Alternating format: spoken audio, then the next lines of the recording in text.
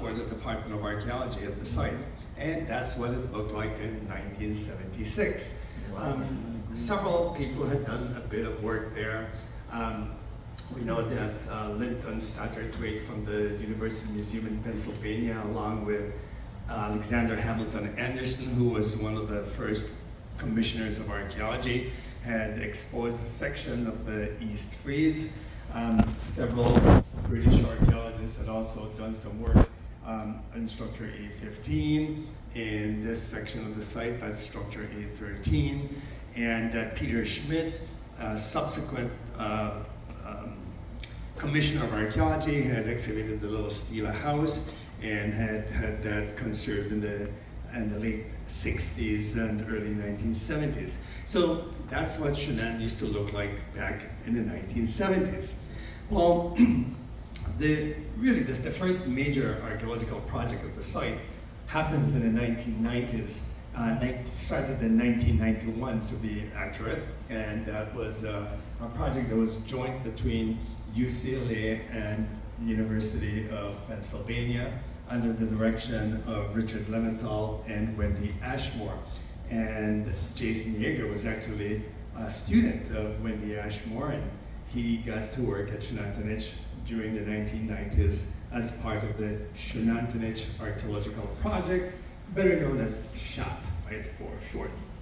And that's when this map was produced by another one of the students of Wendy Ashmore, a colleague of ours named Angela Keller.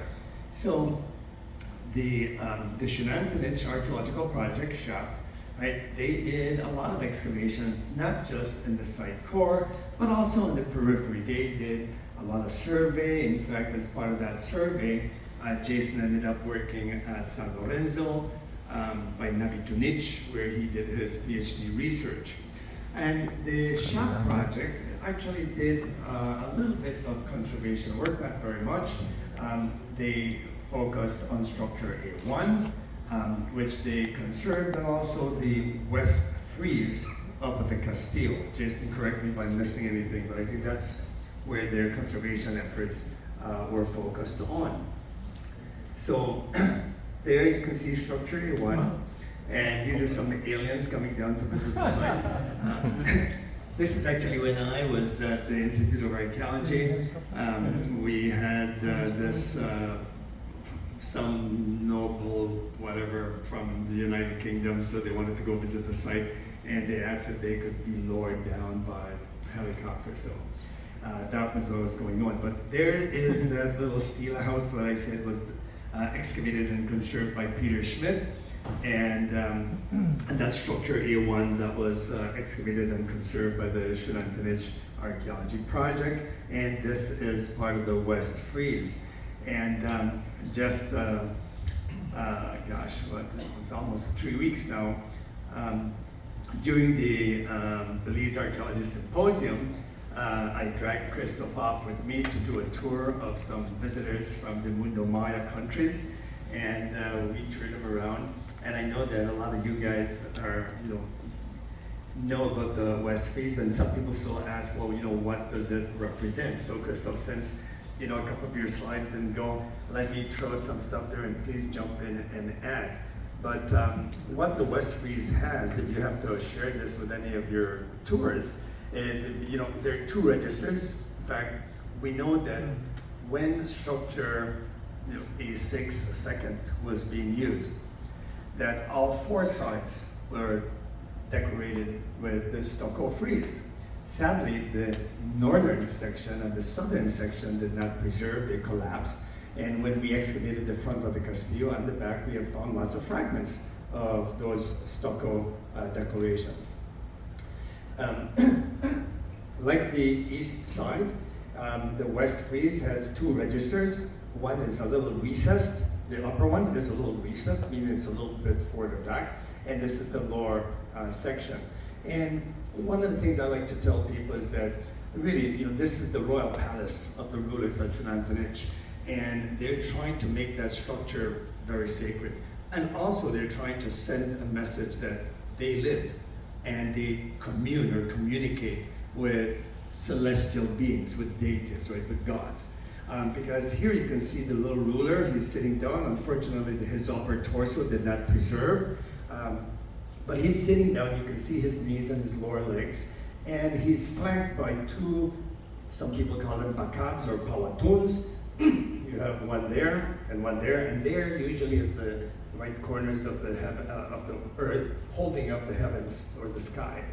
And so the ruler is essentially saying, where is he? He's at the center.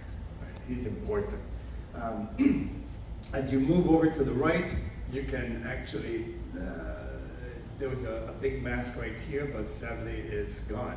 If you come down to the lower register, you have you have a lot of these wheats or sacred mountain masks, and sometimes they're personified, but they're also, meaning they're portrayed like humans, because they have like ear flares, and then you have three of them, right? Three of these sacred mountain masks on the east side as well, and those are much better preserved. If you start going this way, you can see this little cartouche. It's got a face and the eyes like a little tomahawk, and right out of its forehead, you can see almost like flame, or if it's not flame, it is flame, and that represents Kawil. Kawil is the sacred, right? It is the deity who is especially associated with rulers. So it's like the patron of rulers. And then over here we have another one of those masks. This one's really interesting because it has some features that are associated with sun gods. It has the shape, you see that T-shaped teeth that's often associated with sun gods. It's got like a little barbell. It's like a little mustache. And its eyes also have the little axes. And that one, Christoph, you mentioned that one. To do with the underworld. What's that? It has to do with the underworld. That's right. It has to do with the underworld. And remember what happens. So it has some characteristics of sun gods. So what happens to the sun at night? Goes down. It goes into the underworld. So again, you can see that kind of connection there. So anyway, like I said, you don't want to spend too much time with that. So my first real project at Xunantunich started under the Tourism Development Project, which was a Government of Belize initiative through the Ministry of Tourism, and also spearheaded through the Institute of Archaeology. It was still the Department of Archaeology. And we ran that project between 2000 and 2004. And some of the places that we worked on at that time included the East Frieze, the front of the Castillo, Ball Court 1, Structure A4, A14, we did some more work on structure A13, and also structure A15 down here. And like I said, all those were excavated and conserved at this time. I remember going up to Xunantunich in 2000, and the Xunantunich Archaeology Project had done some work there, and also at the back they had tunneled through into the structure, and they were the ones that actually were able to record the different phases of construction on the Castillo. You can see some folks over there, but that's what the Castillo looked like. In fact, this is when we started excavating in 2001, and you can see that bowl section there. The Xunantunich Archaeology Project had also done some excavations on especially the front side of structure A32. 32, yeah. So here we are excavating in 2001, and also doing some of the first conservation of the Castillo. Here's another shot of that when we had already finished exposing most of the stairway. They're just getting up to the top platform, and that's the 13 doorway building. And in the past, I've done presentations where we see this pattern across central Belize of audiencias with 13 doorways that separate public space, like the public courtyard, with very private space where the elite live. We have that at Calpech, right? That 13 doorway building that separates Plaza B from Plaza A.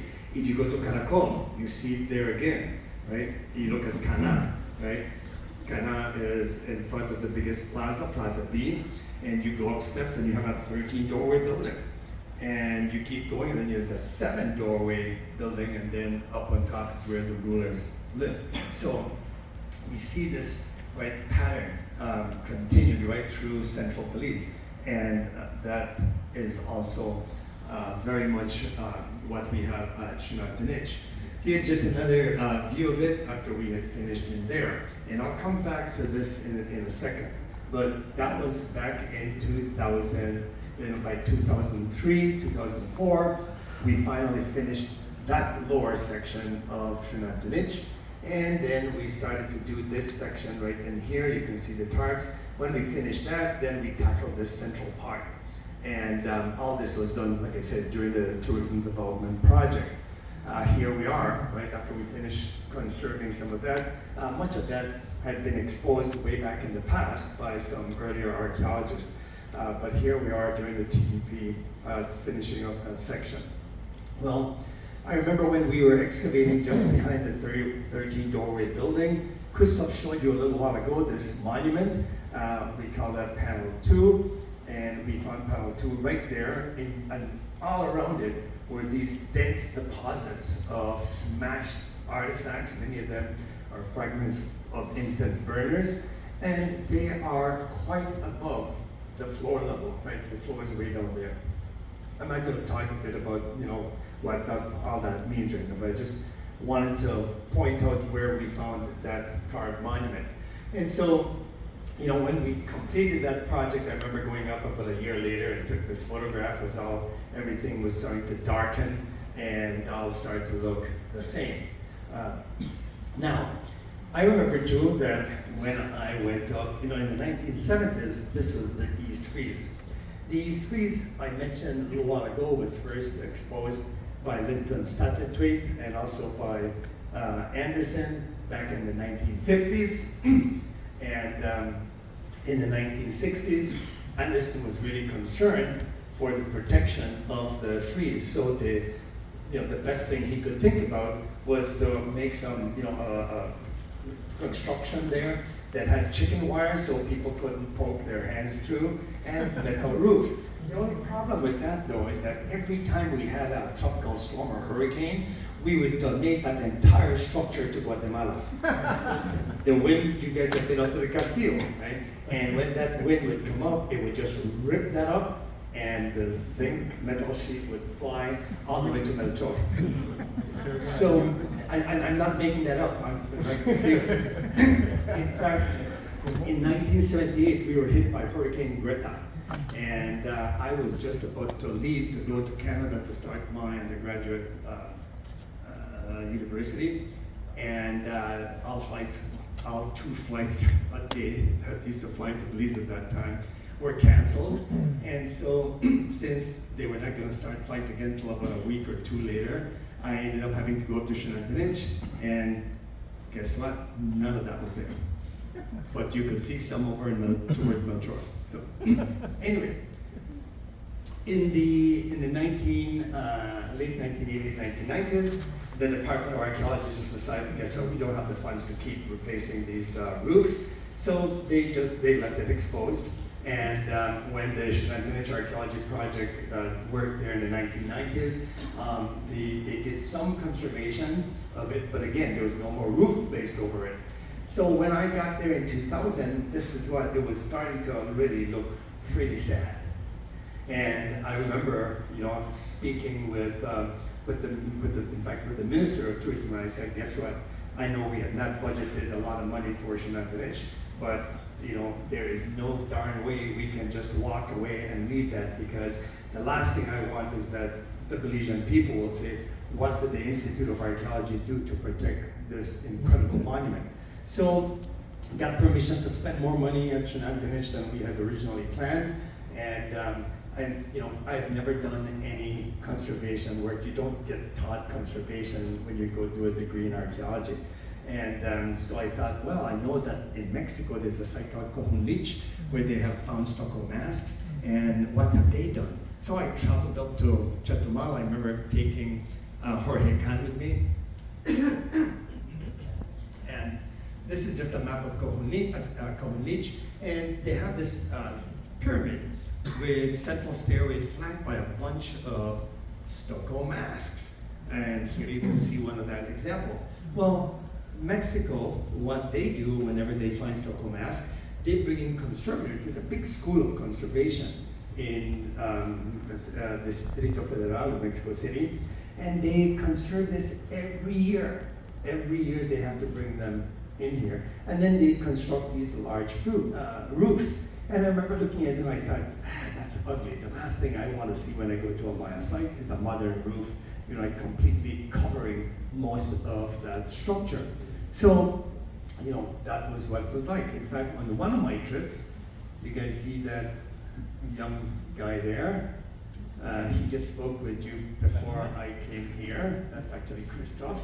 And here we were looking at some of the masks, right? There's 3 masks on each side of the stairway. And they look kind of good, but this is a trip we had just gone after the conservators had been there. So I went back about 3 months later, and look, what happens is that because of the heat, and the wet and the dry, it sometimes just pops off the stucco off the face of it, and so the conservators have to completely redo some of it. And I remember speaking with this Mexican colleague, and I said, they'll reach a point where that thing is not going to be very original anymore, because you're having to, have intervention to try to protect it for a long time. So, so I thought, well, guess what? Tilico had reminded me that when the Xunantunich Archaeological Project had conserved the West Frieze, that what they did was they got in touch with some folks in Guatemala to do a fiberglass replica. And I mean, it was still doing pretty well. So I said, well, why didn't anyone do the East Frieze? You know why? Cost. It's bloody expensive to do that kind of conservation work. And so I went back to IDB and I said, hey, we need some extra money. And we got another side grant to do this. So one of the guys who was doing this conservation work was a Guatemalan by the name of Gustavo Valenzuela. And I remember, getting with Tilico, going over to, and he lived by, where the road splits to go to Ticalo to Flores? Ishlu. El Remate. Oh. So we get there, Parece and I remember when, I first met Gonzalo, I thought, we're screwed. Because Gonzalo, as we say in Creole, me kick up. Borracho. He was stoned. And I thought, oh my God, we're going to put the preservation of the East Frieze in Gustavo's hand. And I said, but I'm literally and figuratively between a rock and a hard place. So I said, Gustavo, we have a job for you. And he agreed, and he comes to Belize. And I made a deal with him. I said, we will hire you for the length of the project, not just for this specific job, with the condition that you train Belizeans on how to do the fiberglass conservation and replication. So that's what we did. Well, the first thing that he needed to do was to do an exact drawing of the frieze. So we had to build this scaffolding, and and I was sure Gonzalo was going to fall from it one day because he was stoned immaculate. But you know what? The man did not fall, and he produced these. I mean, just incredible pieces of art. The original that he did is at the Institute of Archaeology. I got it framed, and so we still have Gonzalo's original there. But he also did measurements of every part of that, how deep each niche was. And I remember when he was doing it, that I often used to say, Gonzalo, you're sure it's like that? It se ve mucho como mi nariz. Your nose looks way too much like my nose. Anyway, now, after Gonzalo did this, he said, we have a problem. And I go, really? What is the problem? Because, we can't do, we're going to do a fiberglass, but we can't do the mold with the original. Because to make a mold, you have to paint latex and gauze over the original. He says, but when you peel it off, we're going to peel off the original. And I said, we're really screwed. So he says, no. He goes, what we're going to do, we are going to make an exact replica out of stone and mud and clay. And I was like, really? He goes, yes, really. And so he said, this is how we're going to do it. Well, you can't take a crane up there. So the poor guys had to carry all the rock and clay, etc. And we built this thatch, and we built the two of them. So there is all the mud on the rocks, right, that he started to put together, and he started to carve. Wow. Valid so. And there's Gonzalo. Wow. After he's taken a couple of hits. And I mean, this guy, nothing fazed him, right? So carefully he started to, and there's some of the, the measurements, and every once in a while he'd go, no se ve muy bien. He'd go back up and take his measuring tape and measure the depth and all that. When he finished, it was a bloody work of art, and I remember, why can't we keep it? Well, we can't, right? Because it was right up at the base of where we're going to do it. So you can see one of the little buckouts right there, and the one niche, and all the other the symbols. So just to give you another, some shots. So all that was made from clay that we had to carry up to the top of the Castillo. And we used that then to start to make the mold. We're painting the latex and the gauze and all that kind of stuff on it, right? And here you can see some of the Belizean guys, we had to import all the latex from Guatemala. And there we are. In fact, that is Mr.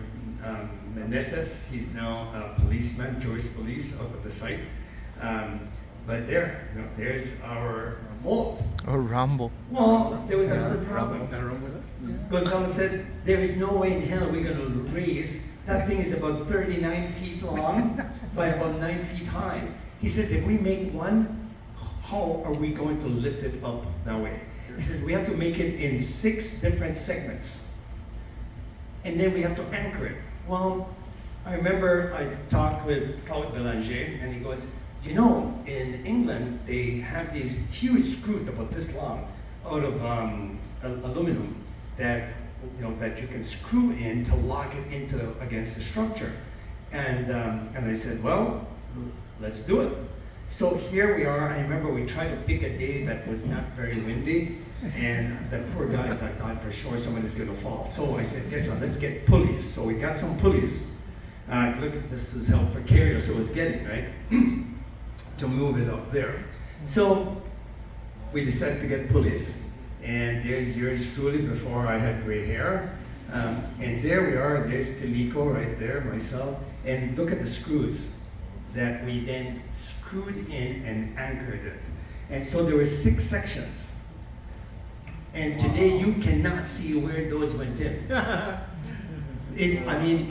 The job was just incredible. It's the most challenging conservation work I've ever been involved with, but it was also one of the most awesome, right, conservation projects. And and what we did was we buried the original about 12 inches behind and filled in between it and the replica very fine dirt, and that has protected the original. So the original is still there. And we did not have to build another roof and donate it to the children anymore. So that was the before, and there's the after. Right? Just like I said, unbelievable. And today, our Belizean guys can now do this, and they've done it. In fact, at Caracol, up at Lamanay, and at Cerros. This is structure 11. In fact, I remember when under the tourism project, Jason Yeager actually collaborated with me for the excavation, and then later on we did the conservation work of that structure. This is another one of the buildings that Gan had excavated up on top. We excavated the base and found a couple caches or offerings. One of these days I have to ask Mel, because we never really dug inside, so maybe get permission to go in there just por si acaso. Well, one of the things I never told you guys is that, I never wanted to go work at Xunantunich. I obviously work at Calpitch, and I tell people Calpitch is my Hotel California. You know that line in the song, you can check in, but you can never leave? I checked in at Calpitch back in 1988, and I'm still there. But anyway, one of the reasons was that many times when I was trying to do anything, trying to figure out who did what where, some people were good. You mentioned that before. The shop people had all their reports and all their drawings. It was easy to see what they had done and where, but some others did not. But I bit my tongue because after I finished that project, I continued my work at Calpitch, and I met Doug Tilden when he came with Matt Saunders and another group to work with me at Calpitch. And one of the things that Doug was really instrumental with was that he said, you know what, why aren't we conserving some of these buildings that we're excavating? And it's really difficult to get conservation funding. Any archaeologist will tell you that. Many of the big foundations will say, we'll give you money to do research, but not for conserving.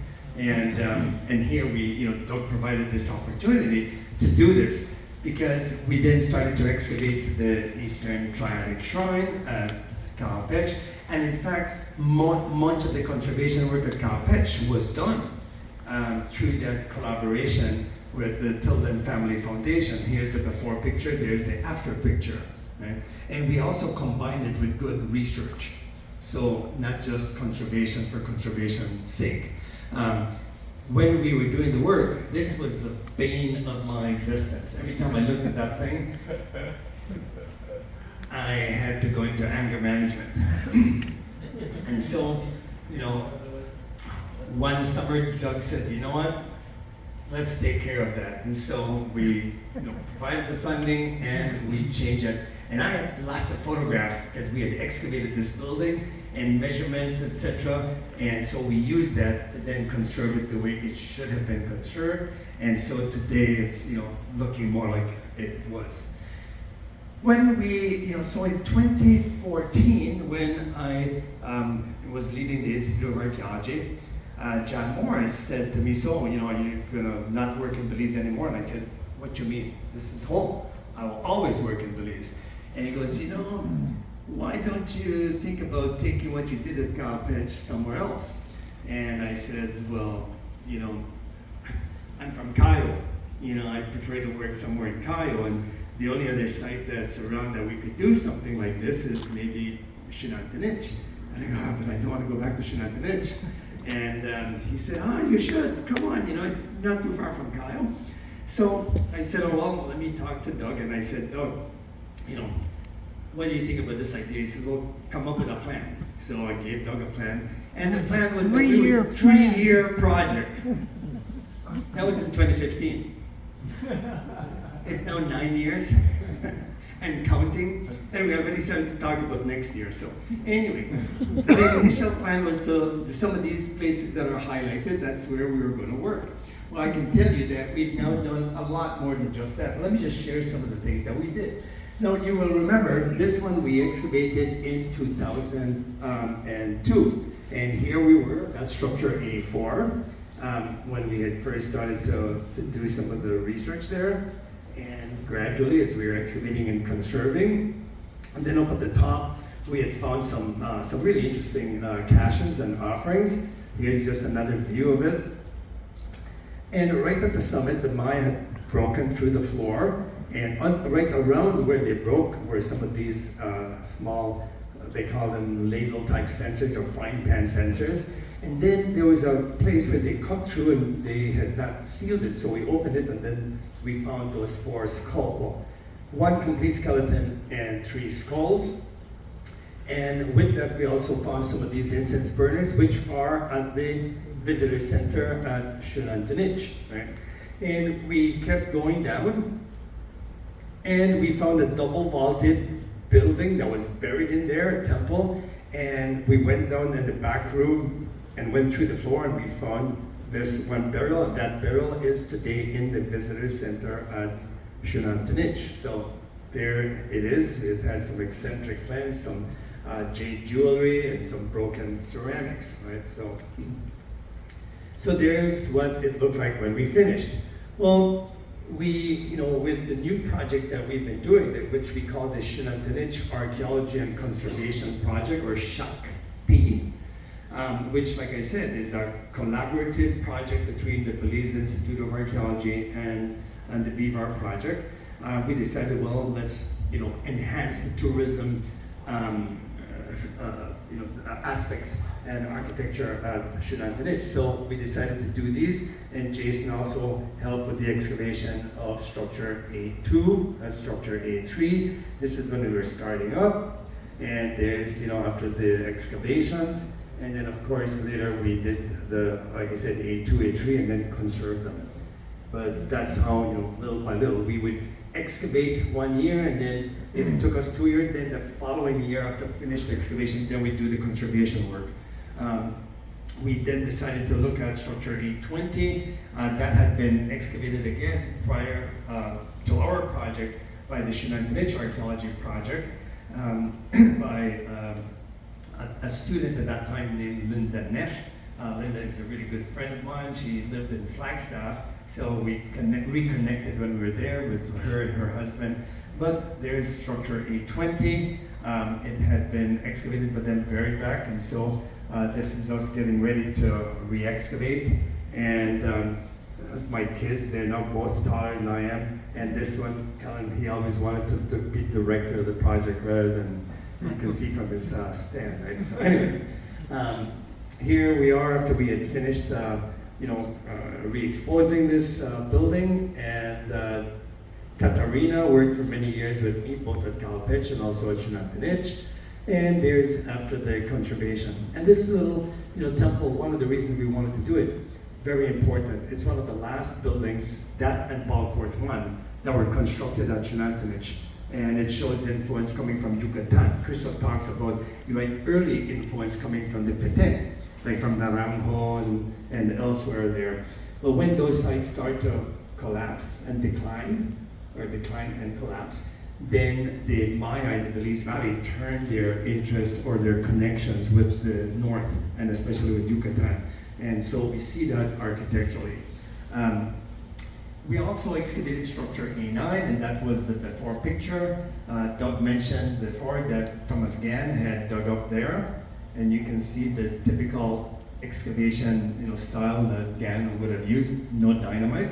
And then the Xunantunich Archaeology Project had, the UCLA project had done excavations on the south side of that little pyramid. So we came in 2016, and here we are. I remember we dug at the base of the stela and we found a cache. Then we dug at the base of the stairway, we found another cache.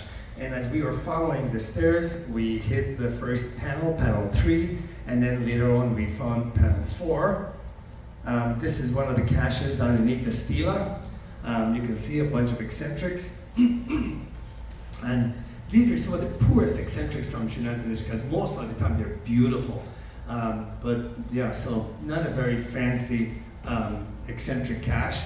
And then the one beneath the stairs were much nicer. There were 9 obsidian eccentrics, and here you can see an example of that. And the 9 obsidian eccentrics also associated with some marine shell. This is probably part of coral, and then some jute, and then some little bits of pyrite from a mirror, and other bits and pieces. So there's a close-up of that obsidian eccentric, the 9 obsidian eccentric flints. So then there are the panels, right? And then we also excavated down the center. There's a night photograph with Christoph. Christoph took that photo, and then Christoph did the drawing and overlaid the drawing over the carved monument there. That's panel 3. And there's panel 4. Again, both drawn by Christoph. And today, one of the things that we were also able to do with Doug's help is to make fiberglass replicas. We removed the original, and both originals are now in the visitor center. So that's how we've been trying to do most of this conservation work. We also found this tomb underneath the stairway, So right in that section there, you can see where the stairway seems to have collapsed. Well, it actually collapsed, and the entire roof fell in and just smashed all the skeleton and all the pots that were in there. We're still gluing some of those pots together because, can you imagine, there were like 38 pots. And like I said, with the roof collapsing, it took a lot of time to try to clear it out. And we originally, because of that, thought that it was a male individual. Well, we did DNA and also strontium, and we now know that it's Xunantunich's queen, just like Lady Six Sky from Naranjo, who was very accomplished. Well, Xunantunich also has, you can call her their warrior queen. If, you know, the fact that those monuments are in front of her funerary temple likely indicates that it was under her rule, perhaps, that Xunantunich may have been the ally of Naranjo when they attacked Caracol. So, and there's Dr. Kat Brown, taken with Tilico, doing a photograph after we had conserved the roof of the tomb.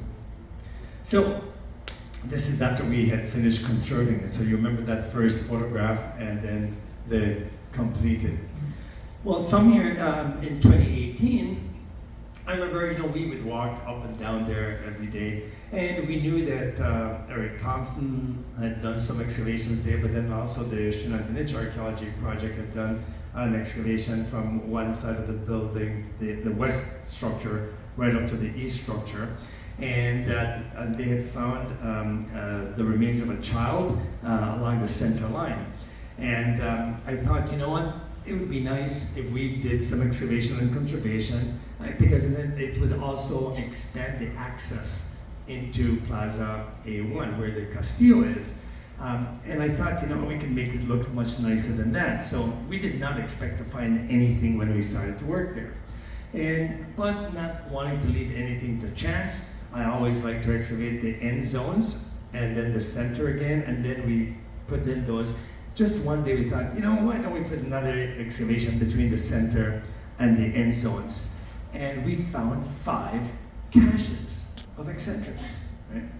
We just finished photographing them because they total, I think, close to 200 eccentrics. And this colleague of mine from Arizona came down, and he has a special camera set up, and so just finished about a week ago doing all the photographs, so now I can take them out to back to the Institute of Archaeology for safekeeping. So here again you can see the excavations of the ball court, and that's one of the first caches that we found on that end zone over there. Sorry, I lied. This end zone. And you can see we found there were several eccentrics around these 2 pots, one on top of the other. And when we opened that pot, there were 3 stingray spines and some more eccentrics inside. And there you can see some of the stingray spines right there, one, another one right there, and the other one was below. There's a typo there, 4, it should be 3. So, and here's a photograph of after they were cleaned up.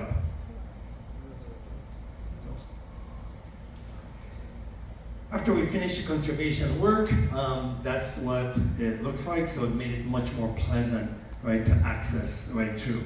Well, I mentioned that, you know, we had excavated down in the center, and when we first did that excavation, it was towards the end, and we were not going to be able to finish, so we backfilled it. And then, you know, the following year, we went back with one of my grad students. In fact, I think two summers ago, not last summer, but the summer before that.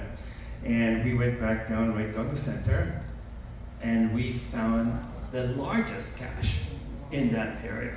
And what's really interesting is that there are 9 red ones, there are 18 obsidian ones, and about 9 whitish ones, and maybe 9 brown ones. It's really hard to tell. But definitely 9 red ones and 18 obsidian ones. And you guys know why the number 9 is significant, right? Associated with the number of the underworld. So, another thing that we did, sometimes the summers blend into one another, but my grad student Esteban, we were placing some excavations in the plaza because, you know, when Doug mentioned about this pre-classic possible preclassic structure that we had been trying to determine its actual date. And everyone who has done some excavation at Xunantunich have found evidence of some preclassic materials. In fact, Eric Thompson found it in structure A8. When the Xunantunich Archaeology Project worked in Plaza A3, they found some preclassic deposits there. We know that Cat Brown has been excavating preclassic Xunantunich just down the hill from the site core. And so we said, why don't we put some units in all the plazas to see if we get some more stuff. Well, the last thing we expected to find was an altar buried underneath there.